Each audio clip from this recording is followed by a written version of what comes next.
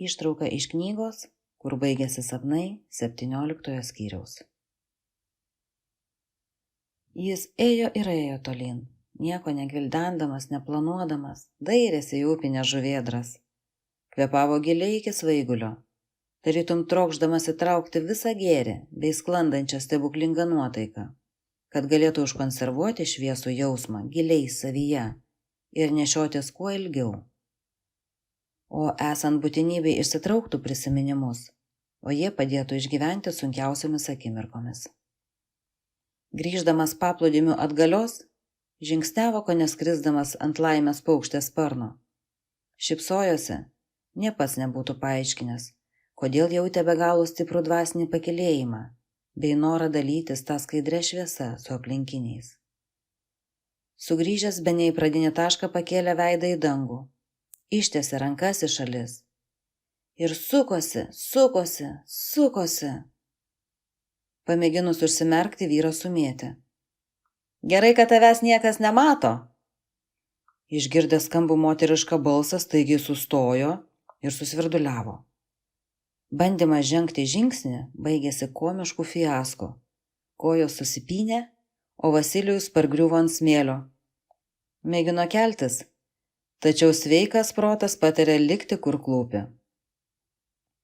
Abu prapliupo juoku. Moteris artėjo iš lėto, kas kelis žingsnius susirėsdama, leipo susiėmusi už pilvo. Priėjusi atsiklaupė šalia ant žemės, tuomet jų pašėlęs linksmumas susipynė į vieną. Abu kvatojosi iki ašarų, mintise atsukdami vis tą patį vaizdą.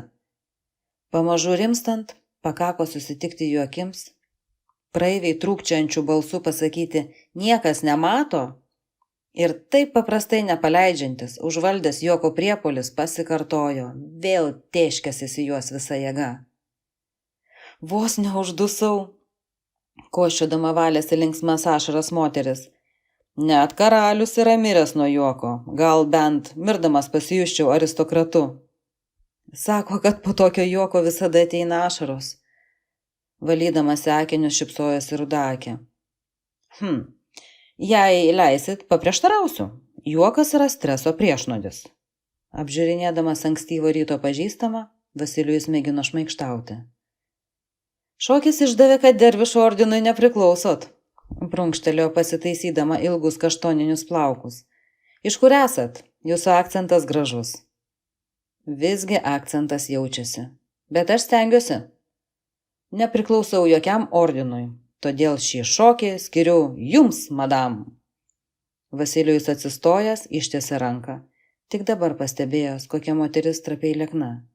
Laisvas rusvas megztukas, dengiantis klubus, švelniomis gėlėmis išpuošta ilga lengva suknelė ir odinės šviesiai rudos basutės. Esu keliautojas iš Ukrainos, Vasilijus Leonidovičius, o draugams Vasė. Ir tikiuosi, kad mes su jumis jau draugai. Aš Dovilė. Neatrodėt skubantis kaip visas likęs pasaulis. Jeigu norit, galim prisėsti ant suolo, nors man labiau patinka sėdėti ant laiptelių. Vadinasi, aš taip pat mėgstu laiptelius. Tokios buvo pirmosios pažinties akimirkos. Jiedviem greitai susitarus pereiti nuo jūs prie tu, Vasilijus pasakė, jog ieškosis pigaus būsto bei darbo. Man reikia pagalvoti, gal galėsiu kai ką pasiūlyti. Dovilė apglėbusi kelius sunėrė pirštus, kad galėtų atsilošti atgal. Mėgstu čia ateiti rytais, žiūrėti į upę, paukščius, debesis.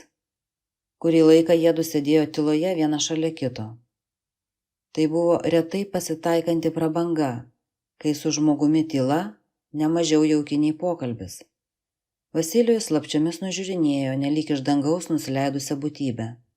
Sunkiai krintantis ant pečių rudi plaukai, po akiniais užmerktos akys įrėmintos ilgomis blakstienomis, nosis su vos matoma simpatiška kuprele, švelnus makras ir ryški žandikaulio linija, dailus kaklo linkis. Užsimiršęs pagavo save per ilgai nenuleidžiant nuo Dovilės akių.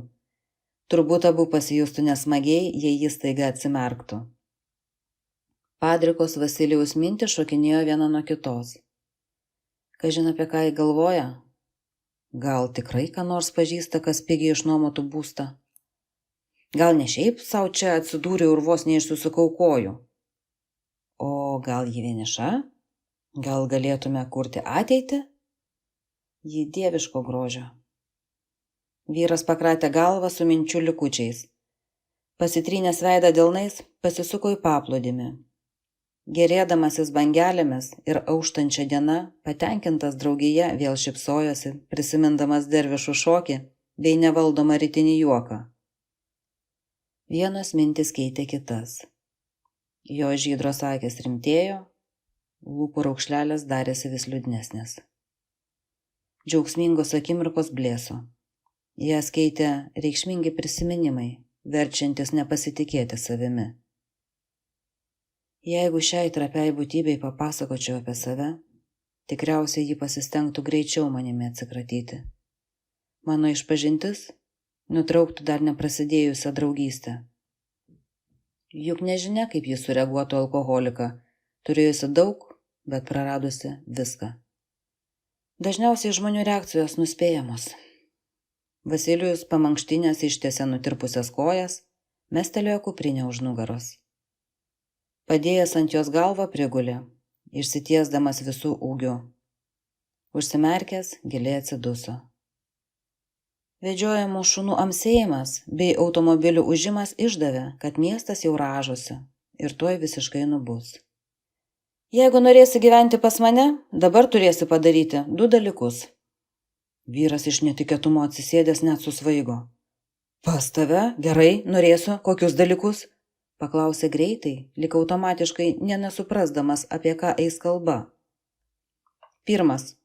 Dabar mane išklausyti. 2.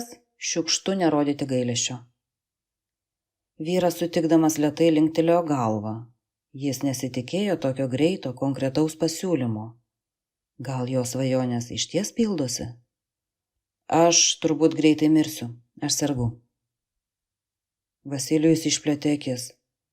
Užteko kelių žodžių, kad pajustų 9 balų sukrėtimą.